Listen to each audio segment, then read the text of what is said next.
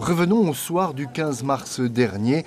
Au premier tour, le maire sortant, Willy Gatuot, virait en tête avec 35,5% des suffrages, soit près de 3000 voix, assez largement devant l'Éveil océanien et la liste unitaire indépendantiste. Le rassemblement mené par Béniel Aloré atteignait difficilement la barre des 10%, les trois autres listes restant en deçà. Ce qui donnera cette analyse de Milakoulo Tukumuli. Ce qu'il faut analyser, ce sont les résultats du premier tour. Les 6 listes totalisent à elles seules 65% des suffrages. Ça veut dire que ces 65% ont clairement dit non, ça suffit, on rejette le pouvoir actuel. Le rejet de l'équipe sortante, c'était un des arguments soulevés par le Rassemblement pour défier le leader de l'Avenir en confiance, et ce, dès le premier tour.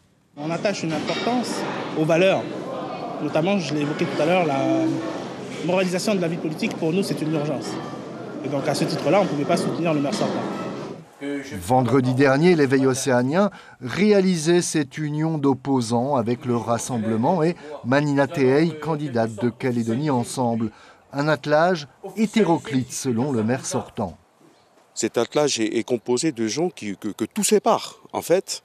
Ils ont fait le choix de trahir leurs électeurs du premier tour. Je ne suis pas sûr que les 800 électeurs qui se sont portés en faveur de M. Ben-Loré aient fait le choix de cet attelage. Du côté du FLNKS, on a tenu à rester observateur de ces alliances d'entre-deux tours. Un regard à la fois dubitatif, mais aussi partagé avec un certain enthousiasme. Pourquoi? Parce que ça va être la première fois dans l'histoire de la Nouvelle-Calédonie que 3 enfants de l'Océanie brinquent la première place dans une commune, en plus une commune de 24 000 habitants. Vous voyez, c'est pas anodin.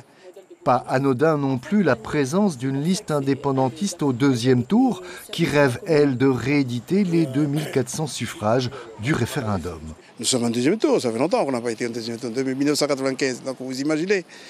Donc c'était important, donc nous y sommes. Et le score que nous avons déjà fait au premier tour nous permet de penser que, oui, on a déjà droit à un certain nombre de sièges, donc on veut bonifier. Le maire sortant, lui, pourra compter sur les électeurs de Génération NC.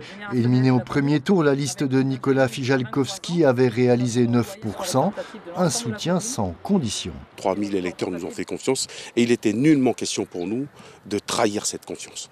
Puisqu'ils ont fait le choix d'une vision, ils ont fait le choix des femmes et des hommes qui vont porter cette vision. Le scénario est relevé à souhait. L'issue, elle, s'annonce indécise entre les deux listes loyalistes. Tout dépendra de la participation. Le 15 mars, elle n'était que de 56%. Les 6300 électeurs abstentionnistes pourraient bien faire la différence.